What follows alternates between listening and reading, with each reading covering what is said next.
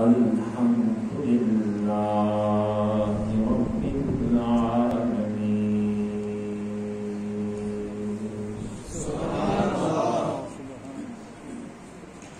والعاقبة للمتقين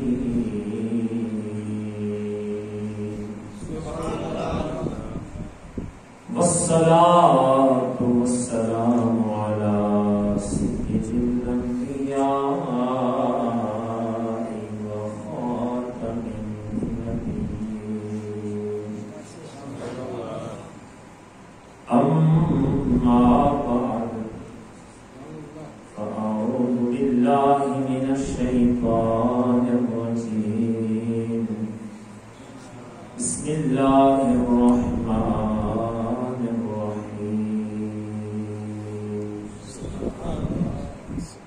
قل إن كنتم تحبون الله فاتبعوني يحببكم الله صدق الله وصدق رسوله النبي الكريم الأمين مصطفى صلى الصلاة والسلام عليك يا سيدي يا رسول الله وعلى آلك وأصحابك يا سيدي يا جد الحسن والحسين الصلاة والسلام عليك يا سيدي يا رسول الله وعلى آلك وأصحابك يا سيدي يا شفيع المذنبين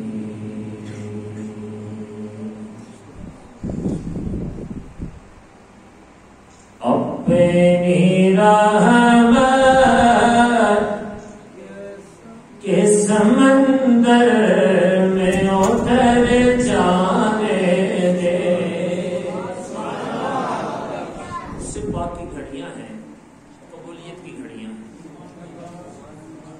آؤ وہ چیز مانگیں جو مل جائے تو دارین روشن ہو جائے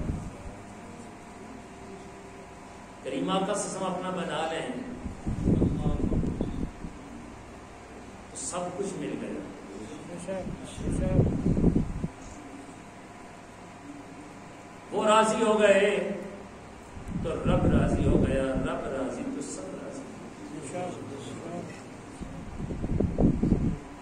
آج فتن دور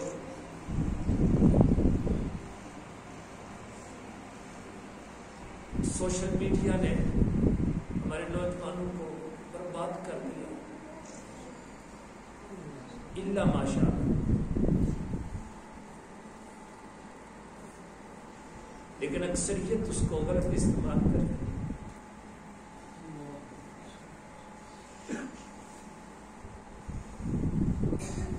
کاش ہم انٹرنیٹ یوز کرتے ہوئے سب سے پہلی سوچ یہ سوچیں کوئی لائیو مدینہ دکھانے والا ہے تو اس کو ریسرچ کرنا کوئی لائیو بغداد شریف کی زیارت کرنے والا ہوتا ہے اس کو ڈھونڈتے سرچ کرتے ہیں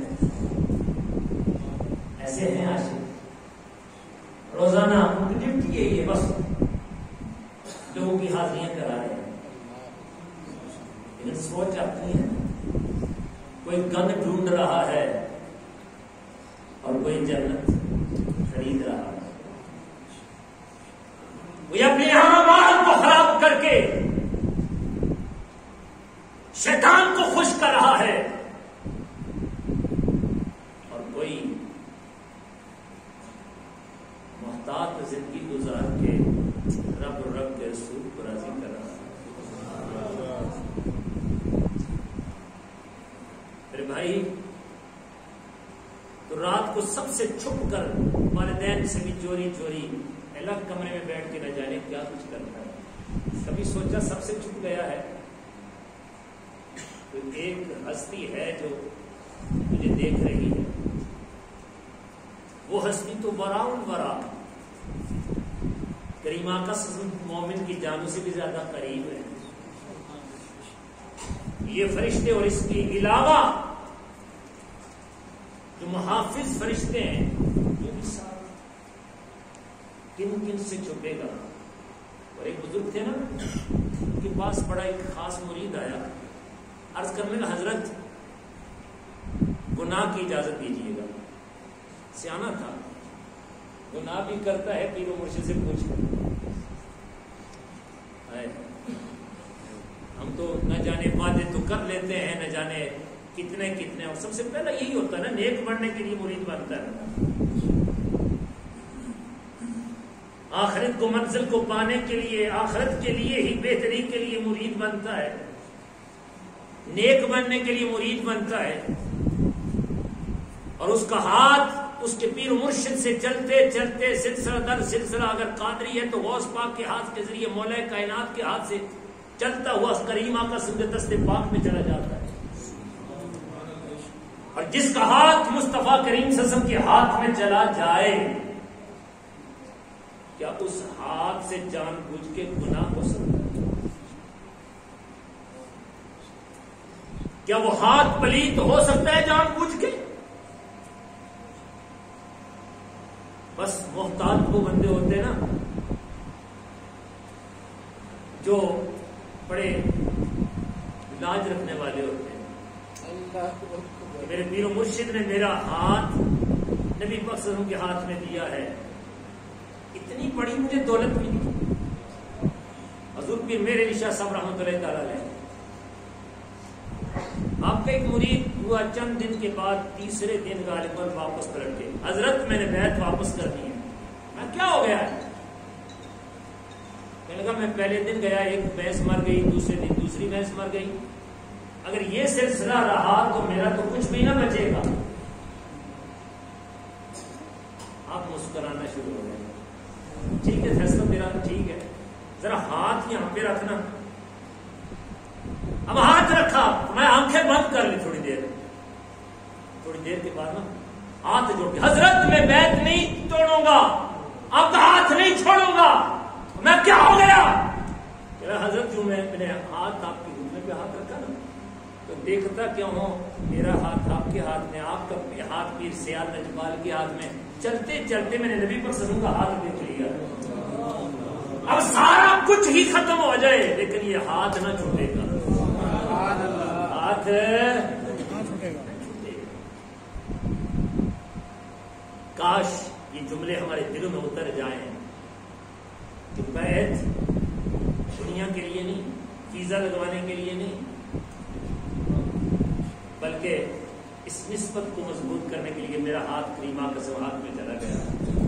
اور ان پاکوں کی لاج رکھتے ہوئے اب میں کوئی ایسا کام نہ کروں گا جو ان ہستیوں کو تکلیف پہنچائے گا. ہم نے تو ایک رسمی سمجھ لیے یہ سلسلہ, حضرت رسمی.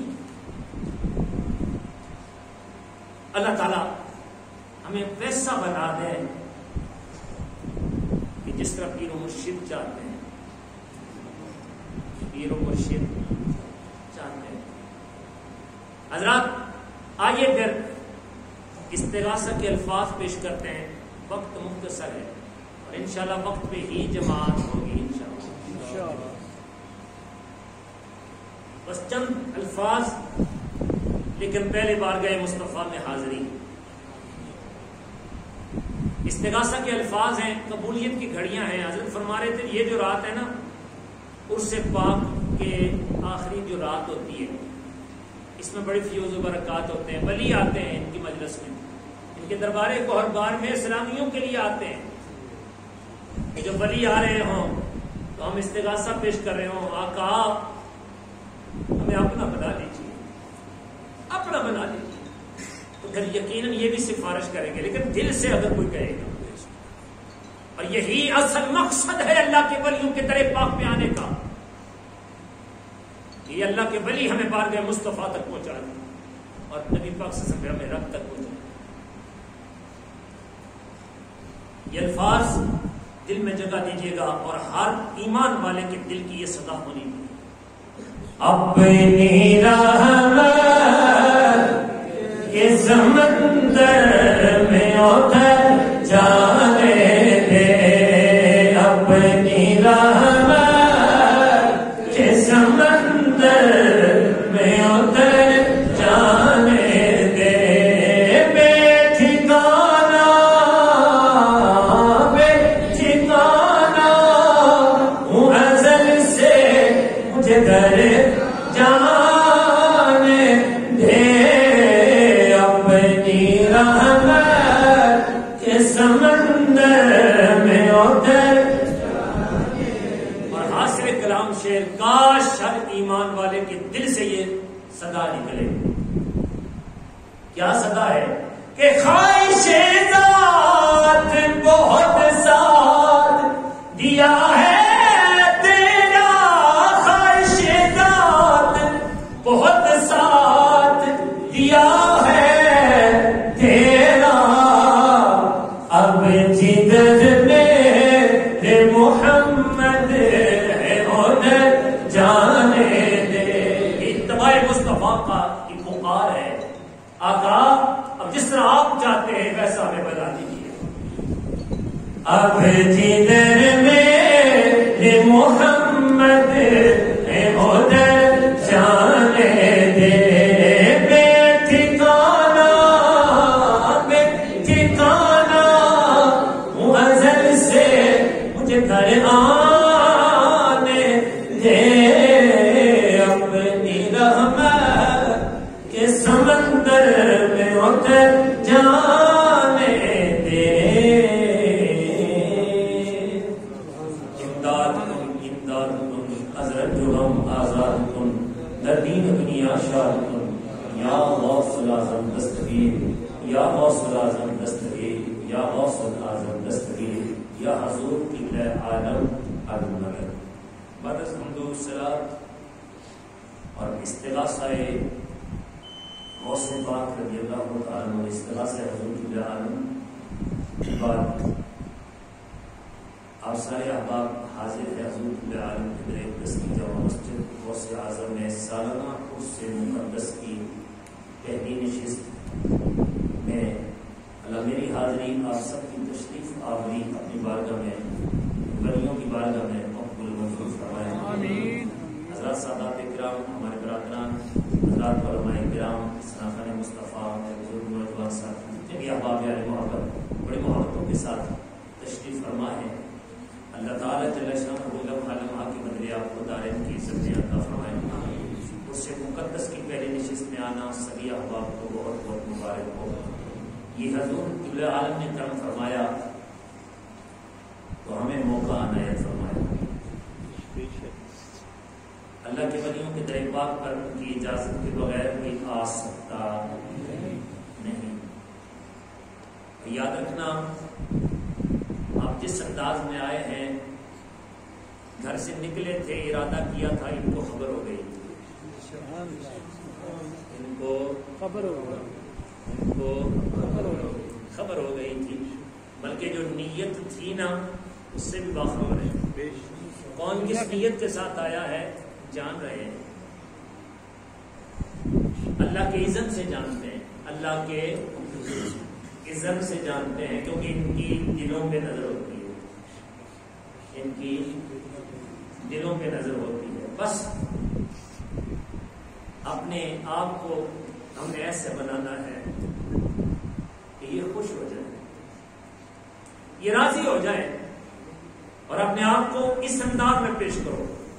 میرے غوث نے بات فرماتے ہیں، تو کسی ولی کے در پہ آیا ہے نا فیض لینے کے لیے، تو ان کی قدموں کی خاک بن جا، قدموں کی خاک بن جا، اپنے آپ کو بچھا دے ان کے قدموں میں. حضور میں کچھ نہیں ہوں، میں کچھ نہیں ہوں، آپ کے قدم ہیں، آپ کے قدم ہیں.